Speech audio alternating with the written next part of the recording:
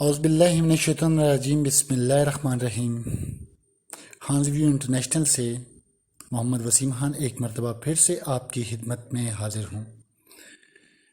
دوستو، ذاتی مصروفیت کی وجہ سے ایک طویل عرصے تک میں حاضر نہیں ہو سکا، لیکن آج کچھ خبروں کے ساتھ آپ کی خدمت میں ایک مرتبہ پھر سے حاضر ہوا ہوں۔ دوستو، ایک تو سب سے پہلے جو ریسنٹ سچویشن ہے ہمارے ملک میں کہ ٹی ایل پی کے جو سربراہ تھے، ان کے بیٹے جو اس وقت موجودہ سربراہ ہیں، ان کو گرفتار کر لیا گیا بنا کسی نوٹس کے، بنا بتائے۔ ابھی جو پیچھے حکومت کے ساتھ ٹی ایل پی یعنی کہ تحریک لبیک یا رسول اللہ کا معاہدہ ہوا تھا تحریک انصاف کی گورنمنٹ کے ساتھ، وہ تھا 20 اپریل کا۔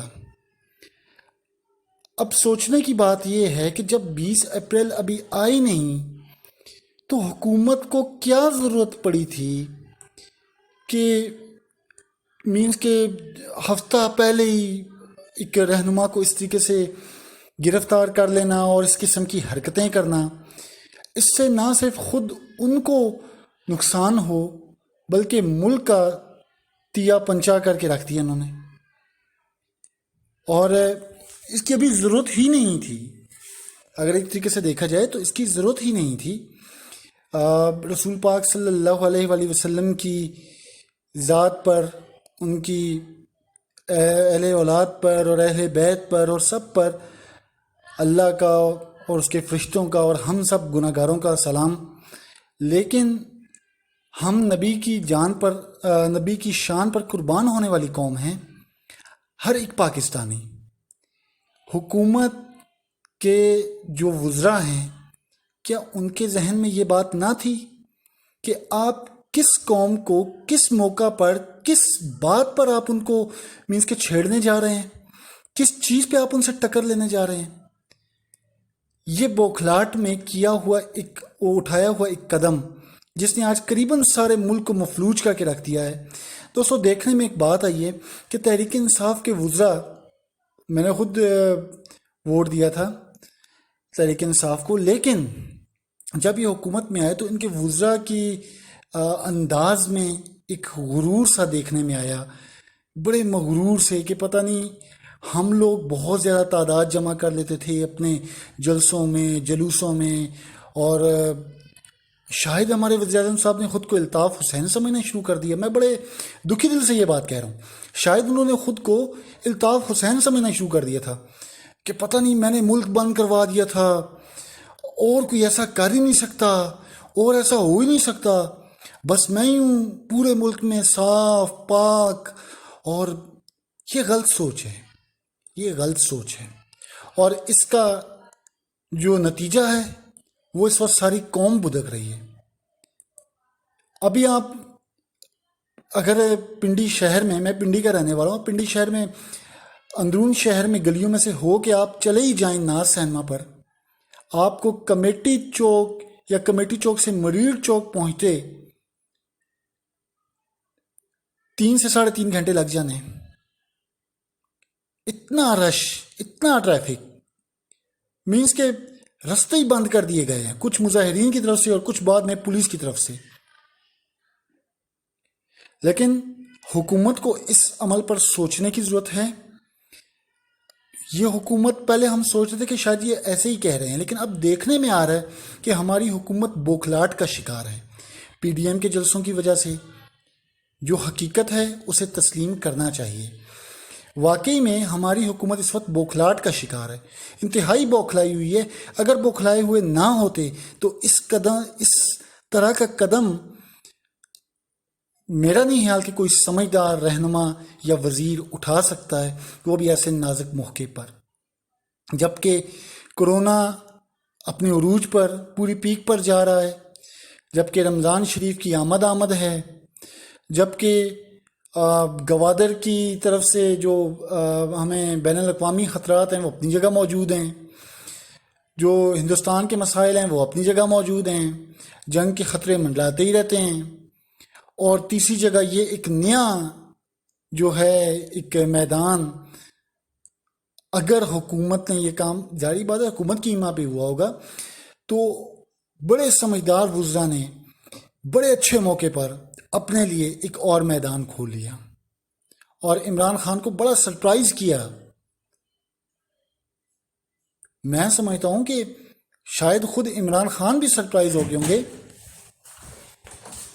کہ یہ کیا ہو رہا ہے، یہ کس قسم کے، یہ ہوا کیا ایک دم سے کہ سارا ملک جیم کر دیا گیا، سارا ملک جیم ہو گیا، بین الاقوامی مسائل ہم پر ٹوٹے ہوئے، مہنگائی اس ملک میں، کرونا کی بڑھتی ہوئی تعداد اس ملک میں، اور اوپر سے یہ ایک نیا مسئلہ، اس ایشو کو اس موقع پر چھیڑنا اس وقت پر بالکل ایک، یہ سمجھ لیجیے ناجائز عمل ہے، یا آپ اس کو کہہ لیجیے کہ یہ بوکھلاہٹ کی سب سے بڑی نشانی ہے.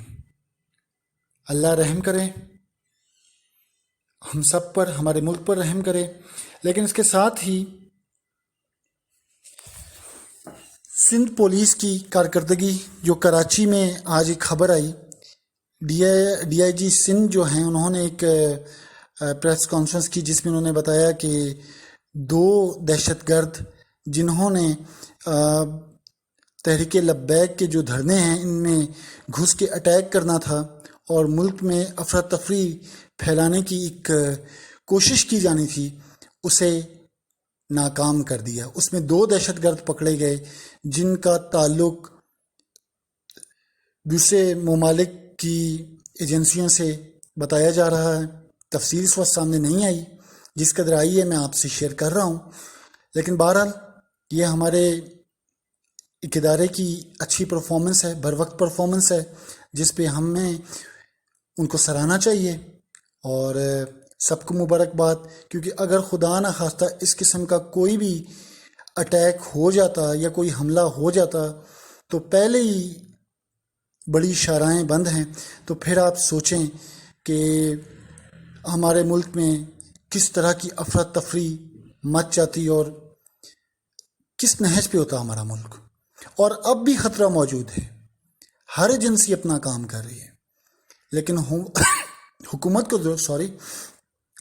ضرورت اس امر کی ہے کہ وہ سمجھدارانہ فیصلہ کریں، سوچ کے سمجھ کے. عمران خان صاحب کہا کرتے تھے کہ ہر مسئلے کا حل ٹیبل پہ نکالا جاتا ہے. تو اب عمران خان صاحب کو چاہیے کہ جو کل کہتے تھے اب اس پر عمل بھی کر کے دکھائیں. یہ بوکھلاہٹ کا مظاہرہ کرنا، یہ ایسے لگتا ہے کہ جیسے آپ کمزور ہو گئے. آپ تو کہتے تھے کہ میں قطعاً کمزور نہیں ہوتا، میں کسی سے نہیں ڈرتا، لیکن آپ کے اس ایک اقدام سے پتہ لگا کہ آپ کتنے گھبرائے ہوئے ہیں، کتنے بوکھلاہٹ کا شکار ہیں. تو آپ لوگوں کو اس کا حل نکالنا چاہیے بیٹھ کے، صبر سے، سکون سے. میں مظاہرین ٹی ایل پی کی جو قیادت ہے ان سے بھی میری یہی درخواست ہوگی کہ وہ بھی صبر و تحمل کا مظاہرہ کریں. نبی پاک کے لیے ہماری جان حاضر ہے، ہم سب، ہمارے ماں باپ، ہمارے اہل اولاد، ہماری اولاد، سب ہمارے نبی پر قربان، ہمارے اللہ پر قربان. لیکن یہ جو عمل ہوا یہ فرانس نے کیا، جو کہ غیر مسلم ملک ہے. ٹھیک ہے، ہم اگر ملک اپنے میں کوئی نقصان کرتے ہیں تو یہ ہم اپنی قوم کا نقصان کرتے ہیں، اپنا نقصان کرتے ہیں. ہمیں احتجاج کرنا چاہیے پرامن.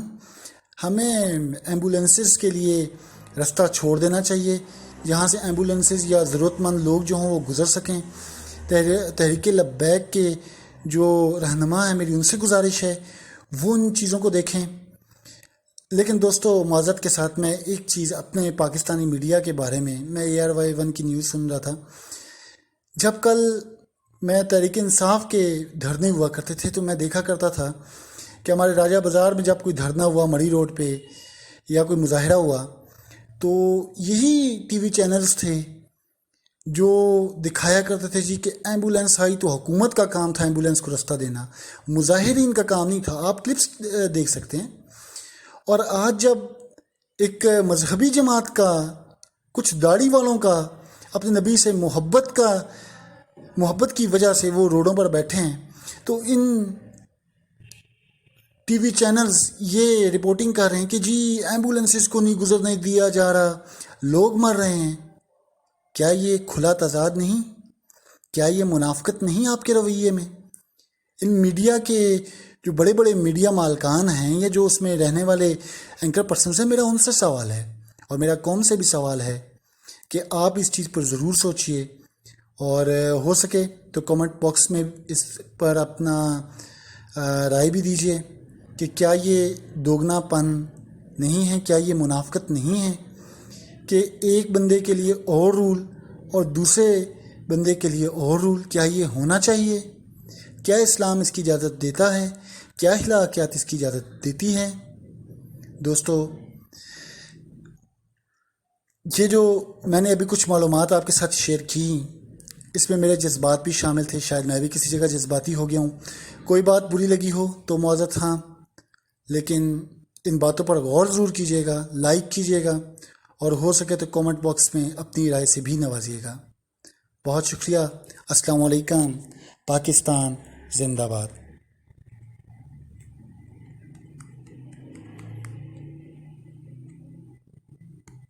Voice recorder. Navigate up button. Standard. Navigate up button. Standard. 11 minutes 30. Add bookmark button. Play button disabled. Stop button.